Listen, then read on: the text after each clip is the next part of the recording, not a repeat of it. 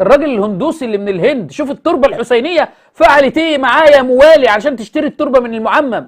لكنك انت اعطيته تربه الحسين، ابتسم وابتسامه ومعاها دمعه. المهاجر كان رايح الهند وهو بيدي محاضره هناك، لقى واحد مجوسي هندوسي من اللي هم بيحطوا الاحمر ولابسين اللبس البوذيه دوت وبتاع، فلقاه داخل، ولقى هو رايح يدي محاضره في الحسينيه هناك، فلقى ده داخل، وبعدين لقى الراجل صاحب الحسينيه بيدي تربه للهندوسي دوت. فالمهاجر استغرب، طبعا قصه شكل المهاجر مألفها قبل المحاضره بربع ساعه و10 دقائق، قعد وبعدين اخترع القصه علشان ايه؟ علشان يقولها، حتى هتشوفوا التناقضات فيها دلوقتي.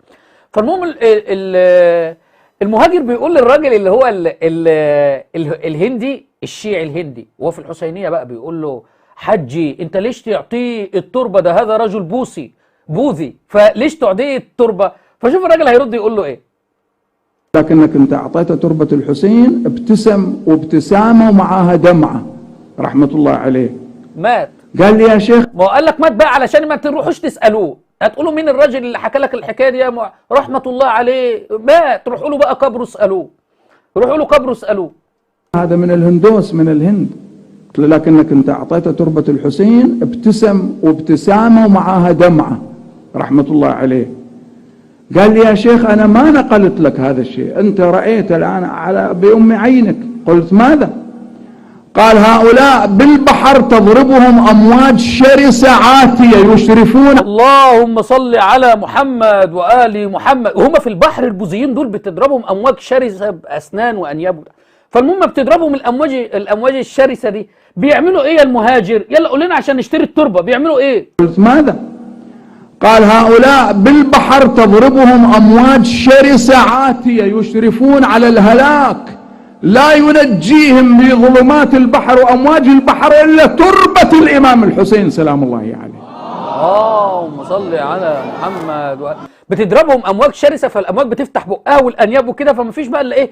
يقوموا حاتفين ايه؟ التربه. فتاكلوا التربه يعني مش عارف ازاي ما بتضربهم امواج شرسه يا مهاجر؟ بين لنا. انا اللي صعبان عليا القطيع. اللهم صل على القطيع. يقول هؤلاء لما يجون من الهند ينزلون بالفاء، وهو يقول وحق صاحب هذه الليله، يقول يطلبون مني تربه الامام الحسين. اول ما البوذيين دول بقى بيرجعوا من البحر ومن الامواج الشديده والرحل، يقولوا لا لابد نروح على الحج الشيعي ناخد شويه تربه من التربه اللي عنده الغريبه دي، اللي ما بتيجي البحر يطلع على طول الامواج الشرسه يطلع لنا، نقوم راميين له التربه يقوم هادئ وساكن. فلا بد ان انا اخد بعده ايه؟ اول ما بينزل ما فيش حد بيروح بيته، بيروحوا بالتجاره بتاعتهم يجروا على فين؟ على الحسينيه عند الحج اللي مات، اللي المهاجر بيقول لك الحج رحمه الله عليه، علشان ما تروحش تسال عنه. روح بقى الهند وقول لهم فين الحج اللي مات، وروح هتسال مين هناك. اول حاجه خليها لك في الهند يعني اخر البلاد وبعدين خليها لك الراجل مات. وبعدين فبيقول لك بقى اول ما بيرجعوا الناس ديت، اول ما يرجعوا بالتجاره وكل حاجه يروحوا على فين؟ على الحسينيه. يرجعوا يقوموا رايحين على الحسينيه عشان ياخدوا ايه؟ عشان ياخدوا التربه، علشان ما هيسافروا تاني افرض خلصت ولا حاجه وبياخدوها. فعشان كده الراجل في الاول القصه خالص لو تتذكر الراجل دمعت عينه اما المهاجر قال له ايه ده؟ ده راجل بوذي وجاي ياخد هذا من الهندوس، من الهند.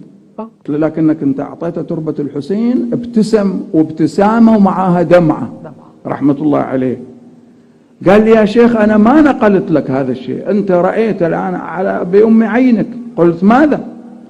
قال هؤلاء بالبحر تضربهم امواج شرسه عاتيه يشرفون على الهلاك، لا ينجيهم بظلمات البحر وامواج البحر الا تربه الامام الحسين سلام الله. يقول هؤلاء لما يجون من الهند ينزلون بالفاء، وهو يقول وحق صاحب هذه الليله، يقول يطلبون مني تربه الامام الحسين. زي ما انتم سمعتم الان، تربه الحسين بتنجي من ظلمات البحر. طيب احنا عندنا الله سبحانه وتعالى ايها الشيعي يقول سبحانه وتعالى في سوره ايه؟ لا اذكرها، لا سوره الانعام اظن. في سوره الانعام يقول الله تبارك وتعالى قل من ينجيكم من ظلمات البر والبحر. تربه الحسين تدعونه تضرعا وخفيه لئن انجانا من هذه لنكونن من الشاكرين. تربة الحسين اللي بتنجي من ظلمات البر والبحر. حتى المشركين كانوا بيدعوا الله بيدعوا الله يعني في الشدائد. لكن سبحان الله الشيعة والبوذية بيقولوا تربة الحسين، ويقول لك وايه ورحمه الله، لأنهم بنصف البحر يرمون شيء من تربة الحسين، البحر يهدأ حبيبي، اعرف حبيبي يهدأ حبيبي.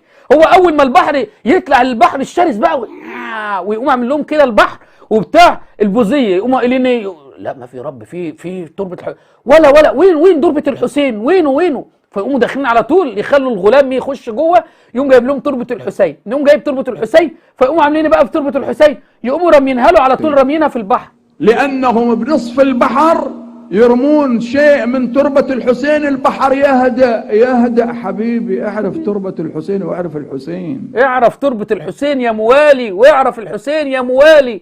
ارمي فقط بس حتة بسيطة كده،